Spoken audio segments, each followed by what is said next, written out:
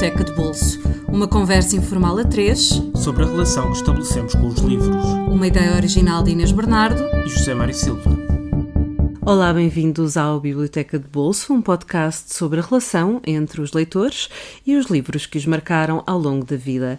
Não podíamos começar esta série do Biblioteca de Bolso sem um enorme agradecimento aos nossos ouvintes, que se têm mantido fiéis, a todos os que entretanto se juntaram a nós e a quem nos têm enviado incansáveis mensagens de apoio e sugestões para esta nova temporada. Tem sido um ano e meio cheio de eventos, não é, Zé Mário? Na verdade, já quase dois. Foram quase 2 anos de pausa, de hiato, porque entretanto mudámos de casa, tivemos uma filha, tu mudaste várias vezes de emprego, portanto foi um período muito feliz, mas muito agitado. Finalmente estamos mais calmos e acho que é a altura certa de recomeçarmos. Sim, e é por isso que também vamos continuar este podcast. No entanto, vamos passar a periodicidade para quinzenal. Sim, de 2 em 2 semanas, para não haver correrias, nem estarmos à última da hora a ter que improvisar as coisas. Assim, vocês sabem que todas as 2 semanas haverá um programa novo e continuará a haver as patinhas da Póvoa, como aqui estão elas, tic-tic-tic. Exatamente, parece que tem um faro, ou melhor, ela tem certamente um faro, porque é um cão. Ok, recomeçaram, então deixem-me cá marcar a minha presença. Olá, Póvoa. Ao tic-tic da Póvoa poderá eventualmente juntar-se um slap de pezinhos pequeninos. Da nossa filhota. Mas nada disso vai mudar o nosso formato. Vamos continuar a ter um convidado que nos vai trazer 3 livros que o marcaram. Neste primeiro episódio, no entanto, vamos mudar um bocadinho. Nós não vamos mudar o formato, a não ser neste. Como começámos o primeiro episódio falando de 3 livros que nos tinham marcado, desta vez vamos falar de 3 livros que achamos que nos vão marcar em 2020, ou seja, que ansiamos ler em 2020, descobrir em 2020. Não é? E por várias razões são livros que estão na nossa lista de espera. Curiosamente são 6 livros de mulheres, já vão perceber quais. Exatamente. E esperemos ter tempo no meio de todos os afazeres para de facto lermos estes livros. Sim, queres começar tu, se calhar? Aliás, antes de começarmos pelos livros, há também um desafio de leitura que nós temos entre nós e que se calhar poderíamos partilhar com os nossos ouvintes e que estamos a planear retomar em 2020. É verdade, que é a leitura simultânea do Ulisses, do James Joyce, em 2 traduções diferentes. Em português, ambas em português. E a ideia é ler um capítulo por dia, ou se os capítulos forem longos, pelo menos 10 páginas por dia, e comentarmos.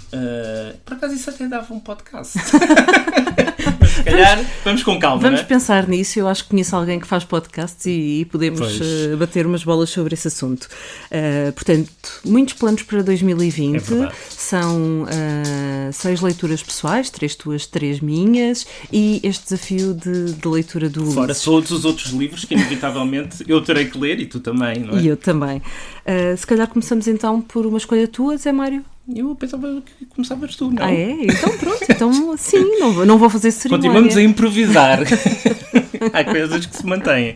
Então, começa tu. Ainda por cima é uma autora que eu também gosto muito. A minha primeira escolha nesta lista é um livro pelo qual eu estou ansiosamente à espera que chegue cá a casa. Ainda não chegou. É um livro lançado no fim de 2019. Na realidade, eu tinha a expectativa de que alguém me oferecesse no Natal. Tal não aconteceu. Chama-se Essays. É um conjunto de ensaios da Lydia Davis. É uma das minhas escritoras americanas preferidas. Aliás, já traduzi um livro dela, de contos. Mas diz-me então, porque é que estás tão ansiosa? Olha, primeiro porque é uma escritora fetiche, completamente. Eu sei que ela é muitas vezes apelidada de escritora de escritores. Portanto, também é tradutora do Proust. Portanto, exatamente. Ela está completamente imersa no mundo da literatura. E este livro de ensaios é uma coleção em que ela reflete sobre o ato da escrita e o processo criativo de escrever. E, portanto, eu estou muito ansiosa para ver o que é que ela terá a dizer, também porque conheço bastante bem a obra dela. Aliás, tu também, como acabaste de referir, também traduziste um livro. Eu traduzi só um livro, mas tu leste os contos completos quando Eu li, exatamente, eu eu li d'Água, não é? os contos completos, Os sim. contos são fabulosos. Aliás, já tinha lido antes da tradução da Relógio d'Água, porque li no original. Temos uma história muito engraçada com esse livro Da praia. Exatamente. Então, se calhar partilhamos. Não é o das histórias completas. Não, era não. Como é que se chama o livro? É aquele de capa azul? Agora Não, é o de capa vermelha. É? É de capa vermelha.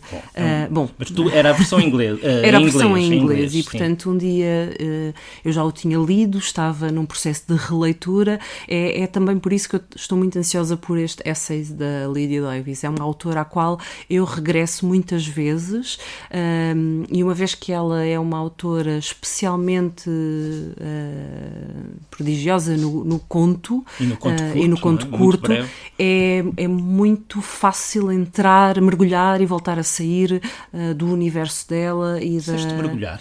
Disse mergulhar, que tem a ver com a história que vou partilhar, não é? Porque um dia estávamos na praia, cada um com a sua leitura, e eu levei este livro porque estava num processo de releitura e foi uma coisa extremamente adolescente. Nós adormecemos na praia e, para além de um escaldão nesse dia, levámos com uma onda em cima, adormecemos os dois, a maré subiu, nenhum dos dois acordou e, portanto, levámos com a onda em cima. E o livro da Lydia Davis está hoje em dia cheio de sal e de areia, inchado, completamente as páginas inchadas. Completamente, ainda por cima é uma publicação da Penguin, em que a capa é mole, muito absorvente da água do mar. O papel quase bíblia, portanto aquilo foi um grande descalabro. Agora tem muito sal, mas não precisava, porque ela é tudo menos insonsa. Exatamente. E engatilhando aqui nesta minha escolha de não ficção, não é? Sim. Porque o Essays é um conjunto de ensaios. Tu também escolheste Sim. para primeiro livro um livro de ensaios. É um livro da Valéria Luiselli, intitulado de Lojinhos Perdidos, um ensaio em 40 perguntas. Eu conheci a Valéria Luiselli, salvo erro, em 2012, que foi quando ela foi publicada cá. O primeiro romance dela, intitula-se Rostos na Multidão. Ela vai às correntes de escritas. Sim. Na altura eu não só escrevi sobre o livro, mas também a entrevistei. E ela é mexicana e é uma das várias autoras latino-americanas jovens muito interessantes. É alguma da literatura mais interessante que está a ser feita por jovens mulheres na América Latina. E tu ficaste a seguir um bocadinho a literatura dela. Sim. Ela e a Samantha Schweblin, argentina, que também gosto muito. Aliás, estaria na lista para este primeiro episódio, se eu, entretanto, já não tivesse lido o livro Sete Casas Vazias, que foi publicado pela Elsinore. Mas a Valéria, esse primeiro romance era um romance de estreia muito forte, muito original, muito bem escrito, muito literário também, porque era a história de uma mulher que queria escrever um romance, mas que não conseguia por causa da sua vida familiar, das crianças. Ela queria escrever um romance que fosse simultaneamente silencioso, para as crianças não acordarem, mas que fosse também horizontal, mas escrito na vertical. E depois ela começava a evocar memórias de Nova Iorque, de um período da vida dela muito afetivamente caótico, e o marido ia lendo o livro à medida que ela escrevia e ficava muito angustiado com aquela parte da vida dela que ele desconhecia e meio paranoico. Portanto, ela juntava isso tudo e às tantas começava a contar as histórias de uma espécie de fantasma que ela descobriu em Nova Iorque. O romance era muito interessante. Entretanto, em 2016 ela publicou este livro, antes da eleição do Trump. Ela vive nos Estados Unidos e durante o processo de cidadania americana ela tornou-se tradutora do Tribunal Federal da Imigração e então descobriu as histórias das crianças migrantes que chegam aos Estados Unidos e que nesse tribunal têm que responder a um conjunto de 40 perguntas. E são perguntas tipo, não é? Uhum. E ela tinha que as traduzir. mas que são perguntas de onde é que vem, o que é que fazia, como é que era a família, e essas perguntas, as respostas que eles davam a essas perguntas revelavam histórias terríveis, nomeadamente das crianças mexicanas que passam para os Estados Unidos. E ela não só entrevistou as crianças, entrevistou as pessoas no tribunal, as famílias, e fez um retrato deste sistema que já era cruel antes do Trump, mas se tornou ainda pior, do processo de chegada dos migrantes, das famílias e no caso concreto das crianças, que nós soubemos depois já da eleição do Trump, se tornou ainda pior, ainda mais cruel. Mas de certa forma é como se este livro fosse já uma antevisão destes tempos sombrios que se vivem nos Estados Unidos, nestas matérias relacionadas com a imigração. E pelo que eu percebi dos comentários que foram feitos ao livro, ela consegue fazer esse registro objetivo, quase jornalístico, de reportagem, entre a reportagem e a crónica, mantendo as características que a tornam uma ficcionista tão interessante. Sim, Portanto, estou muito curioso de ler. Em espanhol, não está traduzido ainda, mas acho que é um livro que até faria todo o sentido traduzir também para português, ainda por cima, porque ela já há um livro dela em português. Sim, mas quer dizer, 2016 já terá perdido alguma atualidade, não achas? Ou achas que se o Trump for reeleito, de repente volta a surgir a oportunidade? Eu acho que estas histórias continuam, não só na ordem do dia, mas continuam a acontecer, algumas se calhar ainda piores, e sobretudo são retratos humanos, feitos e escritos por alguém com uma sensibilidade literária incrível, e eu gosto dessa escrita documental, mas normalmente acho que peca porque não tem um cuidado com a linguagem por aí além. E eu estou curioso de ver como é que ela conseguiu esse equilíbrio entre o rigor de registar o que acontece àquelas crianças e manter o seu estilo tão literário, tão forte. Por falar em cuidado literário, vamos passar para a tua segunda escolha, que é um livro que nós temos agora em cima da mesa. Um calhamaço, mas um verdadeiro calhamaço, sim. Que se chama Ducks Newburyport. Sim, é um livro... De Lucy Ellmann. Queres-me explicar... Porquê é que está aqui este livro? Porquê é que eu mandei vir este livro? Porque é que esse livro de repente aterrou em casa e poderia servir para travar uma qualquer porta 100 quilos? Sim, ou se houver de repente alguém nos assaltar a casa, isto é uma arma, de defesa. Branca, pronto, sem dúvida alguma. Causa estragos.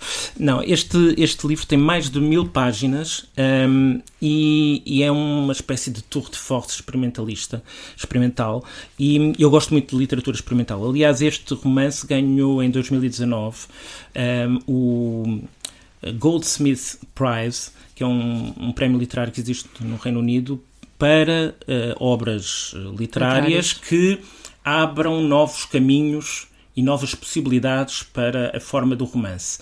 Há quem diga que o romance está esgotado, já se escreveram todos os romances possíveis, de todas as maneiras possíveis, mas ainda há quem consiga encontrar novas formas. O que a Lucy Ellmann, que já teve outros romances mais ou menos experimentais, mas se calhar não tão experimental como este, o que ela fez foi retomar um dos instrumentos da literatura modernista, do James Joyce, de que já falámos, e da Virginia Woolf, que é o Stream of Consciousness, mas levado aqui até uma espécie de paroxismo, de exagero total. Ou seja, isto é o fio de raciocínio de uma mulher de meia-idade, reformada, ex-professora universitária no Ohio, que está a pensar não só sobre a vida dela e familiar, ela ultrapassou um cancro, tem problemas familiares, como toda a gente, mas vai refletindo também, mais uma vez, sobre a América atual, sobre a América de Trump, e sobre as alterações climáticas, todos os problemas que enfrentamos, mas num modo torrencial, que é o modo, é tudo o que lhe passa pela cabeça. E, portanto, é uma única frase, há quem diga que é talvez a frase mais longa da história da literatura, uma única frase que atravessa as 1000 páginas. Aliás, não é estritamente uma única frase, porque pelo meio, intercalado na frase, vão aparecendo pequenos episódios do relato de isto é estranhíssimo e ao mesmo tempo desafiante e fascinante, de uma leoa da montanha que anda à procura das suas crias. E no fim até há um mapa do percurso que a Leoa da Montanha faz. Como é que a Leoa da Montanha se articula com o pensamento ou com o devaneio de uma dona de casa ou de uma aposentada do Ohio? Não faço ideia, mas estou muito curioso.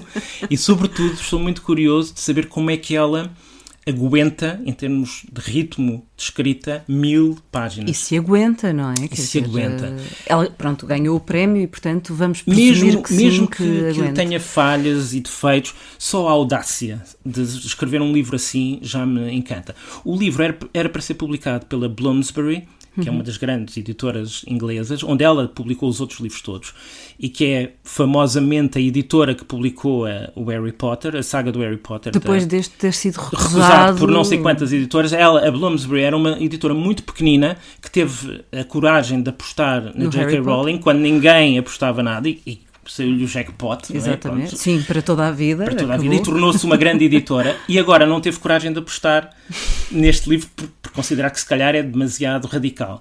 E acabou por ser publicado por uma pequena editora de Norwich, uma daquelas editoras que só funciona com os contributos dos leitores, algumas em Portugal, como a Snob, por exemplo, que recebem os donativos dos leitores, que têm depois direito a um certo número de exemplares, mas sem os quais não conseguem publicar. E é uma editora dessas, e eu só espero que a Bloomsbury se arrependa e que esta pequena editora se venha a tornar no futuro o equivalente à Bloomsbury. Não vai acontecer, porque isto não vai acontecer, não tem a potencialidade de sucesso global que tinha a saga do Harry Potter, mas é um livro...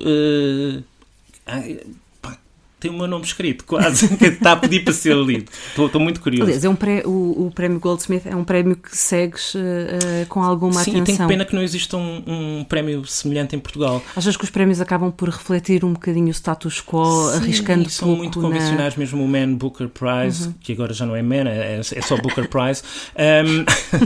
É só Booker Prize. E este ano não teve Man nenhum. Pequena piada. Foram duas premiadas.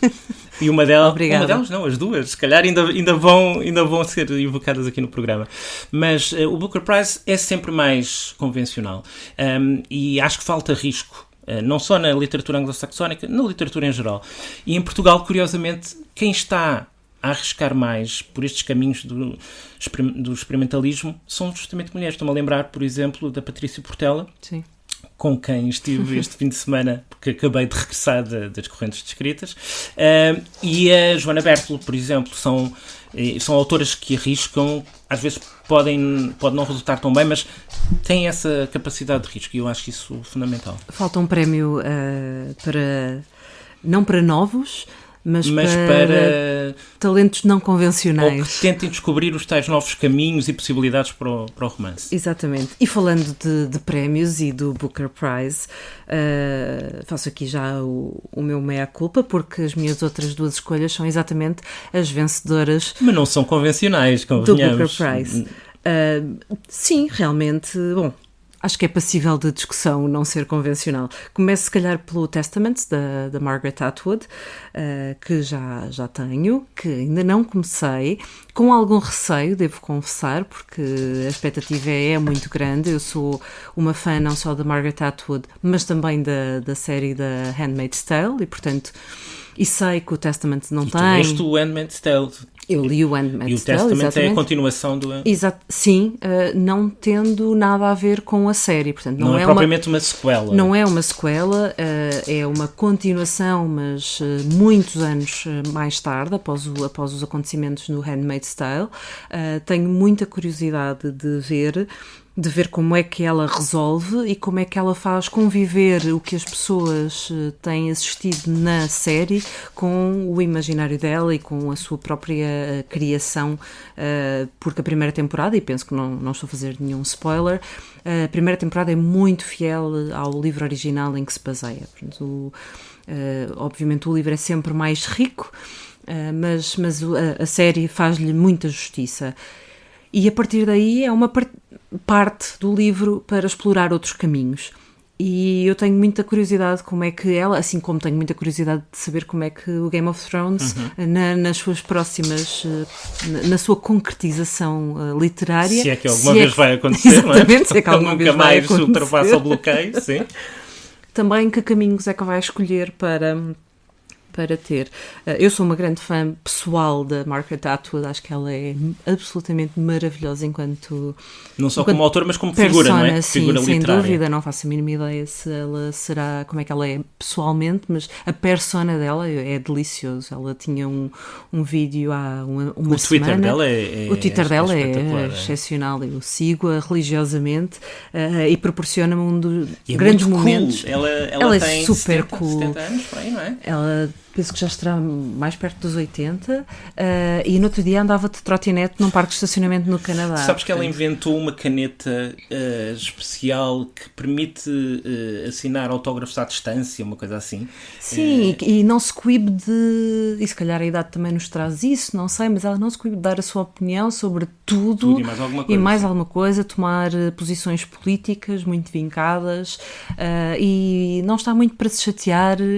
E ao mesmo tempo... tem sabido lidar muito bem com este súbito e tardio sucesso muito global. Bem. Quer dizer, ela era uma autora muito estimada, muito premiada, no meio mais da literatura, digamos assim, erudita, séria, etc. E ela de repente conquistou Sim, embora um conjunto de leitores muito mais eu vasto. acho que a partir de agora, com o sucesso da série, houve aqui um certo movimento que ela se poderá ter comercializado um bocadinho.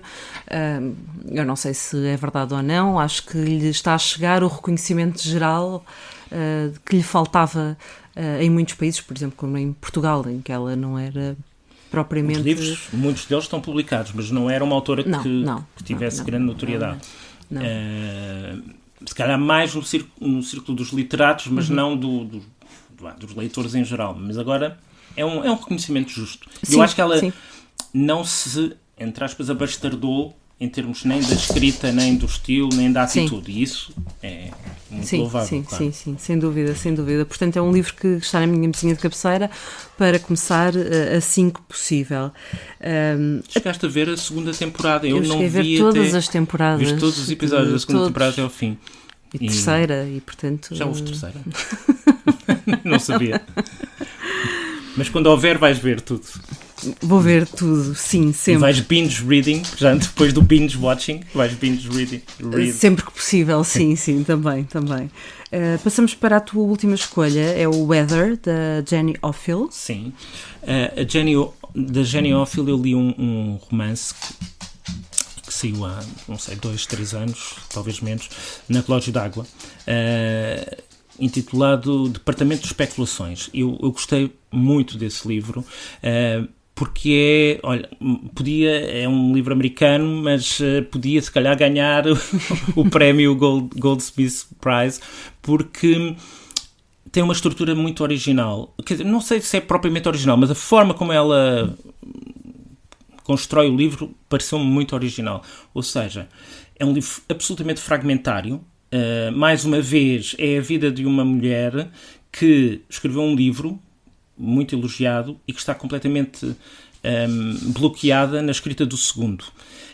E ela, entretanto, depois de escrever o livro, conseguiu construir uma vida que era a vida que ela supostamente queria.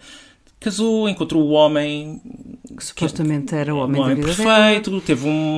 teve um filho, e de repente não só não consegue escrever o livro, porque também por questões de lidar com a maternidade, que era um tema que estava muito presente no tal romance da Valéria Luiselli, como começa a perder o controle sobre o seu mundo. Isso vê-se na escrita. O romance é feito... Os capítulos estão divididos em partes e cada parte é um parágrafo, que tanto pode ser uma memória de infância, como um facto banal do cotidiano, como uma citação que ela provavelmente andaria a ler, como um facto científico, por exemplo, sobre a acuidade visual dos antílopes.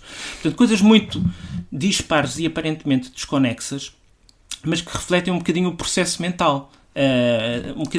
Que se vai tornando cada vez mais... Ou seja, nós pensamos por associações de ideias e às tantas, ao longo do livro, mas de uma forma muito subtil, vamos percebendo que ela vai perdendo o controle sobre os seus próprios pensamentos.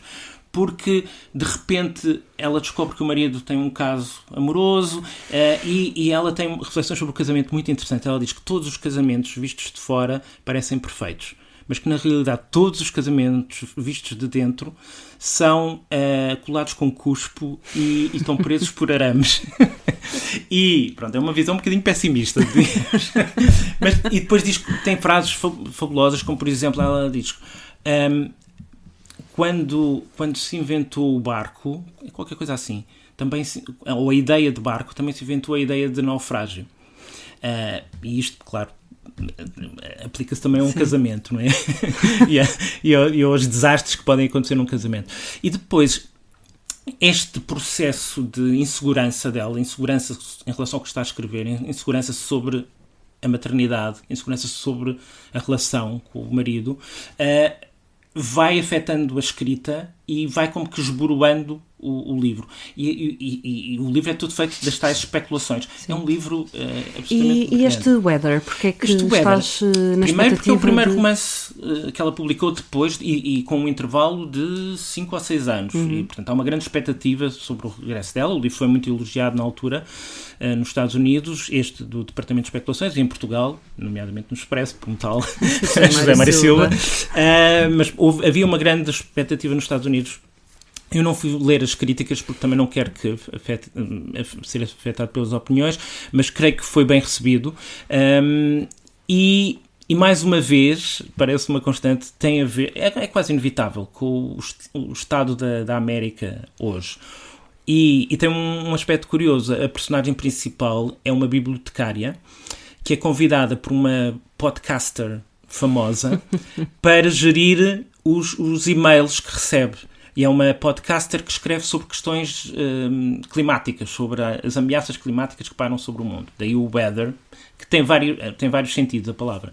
Porque é o weather no sentido ambiental, mas o weather também de ambiente geral que se vive no país, não é? E então ela tem que responder e gerir o mail dessa podcaster e que recebe tanto elogios rasgados como mensagens de ódio. É como a polarização absoluta em que se vive. É como a nossa caixa de... É como a nossa. Por acaso eu até gostava que houvesse mais polarização. Normalmente são demasiado simpáticos os nossos ouvintes. Não, são ótimos, são os melhores de podia sempre. Ser, vocês não percebem nada disso, vocês são terríveis. Mas não, por acaso não temos esse tipo de mails. Mas ali aquela podcaster tem, e ela, a partir, pelo que eu percebia, desse trabalho, também faz uma reflexão sobre o que é a América hoje e estas forças tremendas de dilaceração do país. Este mandato de Trump, e provavelmente falaremos disso noutros podcasts, tem sido de facto trágico em muitos aspectos, mas sobretudo esse de divisão extrema dos Estados Unidos. O mesmo processo está a acontecer no Brasil também. E é natural que a literatura reflita isso. Aliás, não só é natural, como se calhar é necessário. E acho que estou muito curioso de ver como é que uma escritora como a Jenny Offill, que também, mais uma vez, tem um lado experimental muito forte e tem uma atenção à linguagem muito forte, como é que ela lidou com este processo, como é que ela está a viver o trumpismo. E passamos para a minha última escolha, é o Girl, Woman, Other, da Bernardine Evaristo, que também ganhou a par com a Margaret Atwood do Booker Prize do ano passado, aliás, de 2019, e eu confesso ter feito batota. Eu já comecei a ler este livro. Ok. São 20 páginas, não é significativo, mas era um livro sobre o qual eu tinha uma grande curiosidade. Era uma das minhas apostas para o Booker, convém dizer que... E confirmou-se, não é? E confirmou-se. Eu estava aqui na dúvida se seria Bernardine... Houve quem dissesse que se calhar não foi muito justo ser dividido, não é? Porque o prémio é dividido ao meio. Sim. E a Margaret Atwood não precisa não precisa do prémio, nem precisa do dinheiro do prémio, não é? Sim, quer dizer, essas coisas são sempre... E a divisão do próprio reconhecimento público, não é? Sim, essas coisas são sempre, quer dizer, o prémio é um reconhecimento do trabalho, de uma carreira ou de um livro. Em teoria, o Booker premia o livro, não é carreira. Mas a verdade é que muitas vezes, e vemos isso não só no Booker, mas noutros prémios, em que um autor é a eterna dama de honor e nunca a noiva, e depois há um ano em que decidem, ok, então toma lá. Nos Oscars a mesma coisa, quer dizer, vemos isso acontecer muitas vezes.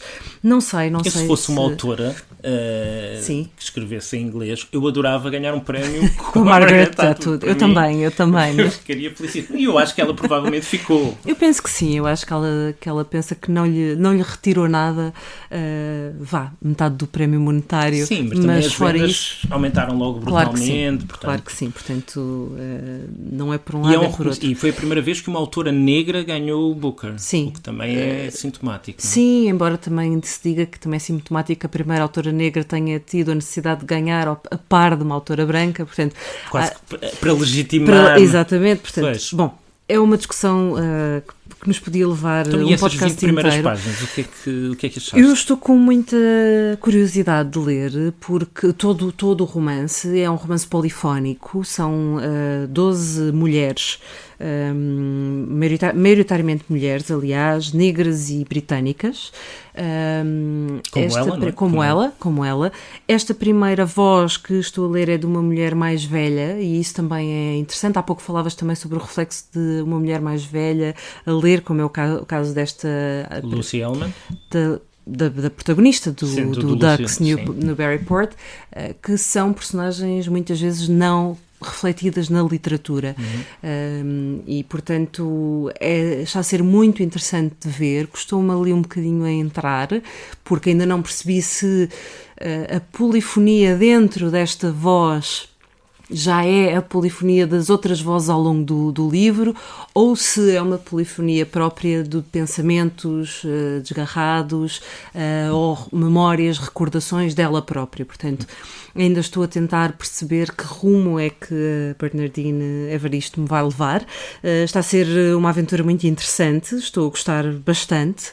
É uma linguagem muito simples, muito direta, também muito contextualizada dentro do extrato social, e nisso os ingleses, e nomeadamente as inglesas, são incríveis. Estou-me a lembrar da Zadie Smith, claro. Que é prodigiosa na forma como consegue retratar as diversas classes sociais e estratos sociais ingleses só pela forma como falam, e os diferentes sotaques e as proveniências diferentes, refletindo na forma quase Caribe, como vai escrevendo, e a grafia das palavras que usa.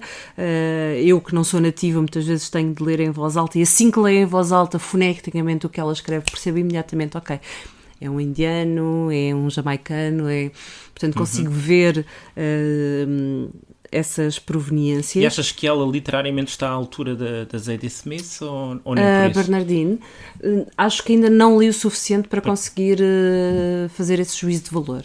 Sei que tu adoras a Zadie Smith, não é? Eu adoro a Zadie Smith, Dentes Brancos, White Teeth é um dos livros que tu mais gostas, não é? Sim, White Teeth é um dos livros que eu mais gosto. Eu acho que é incrível como é que alguém faz um primeiro romance como o White Teeth, e é muito ameaçador, por um lado, muito intimidante. Para quem quer escrever um primeiro romance, é absolutamente assustador. Quer dizer, vira-se cada página e diz: eu não tenho nada a fazer aqui porque já está tudo feito. E foi ela que o fez.